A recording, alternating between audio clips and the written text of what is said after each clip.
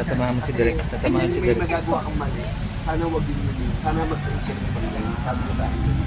Tapos tinext ko siya. Sabi ko, thank you, Atty. Jane. Sabi niya, hindi ka nagalit. Hindi. Sabi ko, naman ako nakikinig ako eh.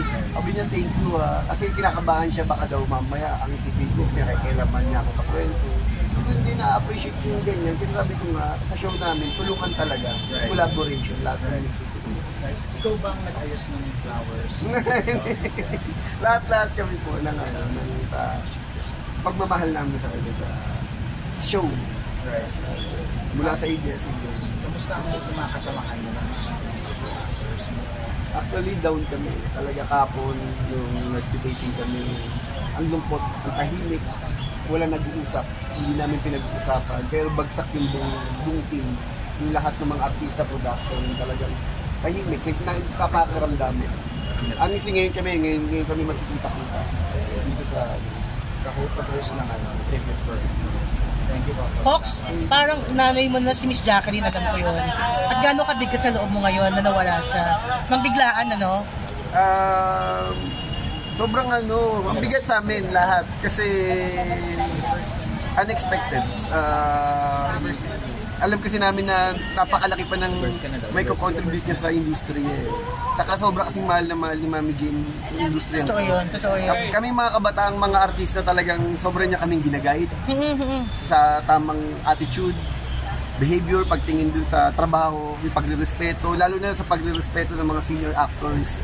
Yung, lalo na siya, alam mo yung paggalang niya. Ako, habi ko, yung bilang baguhang direktor na nagde-direct, grabe siya rumispeto. Yung talagang mararamdaman mo na kahit kaibigan ko na siya, yung respeto niya sa amin, sobra-sobra. Napakalaking kawalan sa industriya, definitely.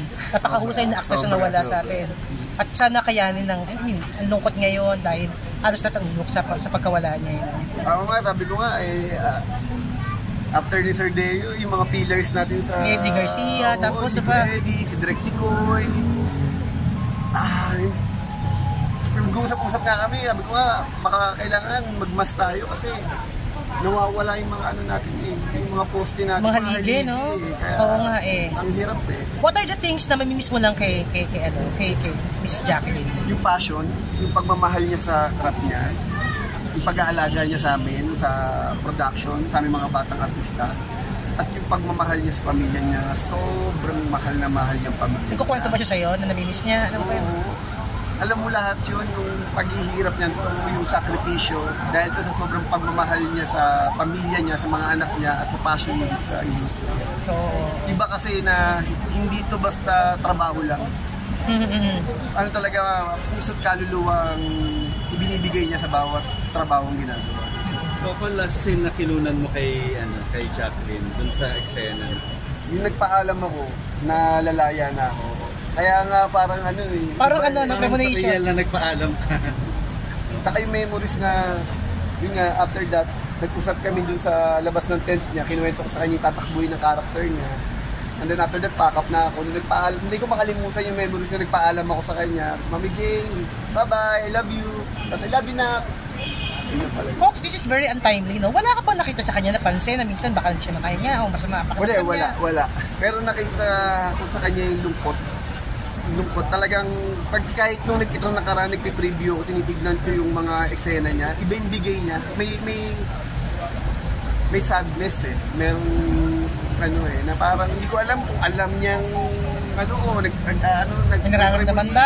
Merong hindi ko maintindihan, pero nararamdaman ko sa kanya yung lungkot. Sabi niya nga nung eksena nila ni Ivana na parang nalulungkot siya kasi yung mga characters umaalis na doon sa kulungan. Oo, nawawalaan sa How hard for you na as a director na tapusin din yung character niya sa Hindi ko pa alam. Hindi pa namin alam kung anong gagawin talaga namin. Ayaw muna namin isipin kasi pinuproseso pa namin eh. Pero alam namin magagawa namin ito ng paraan.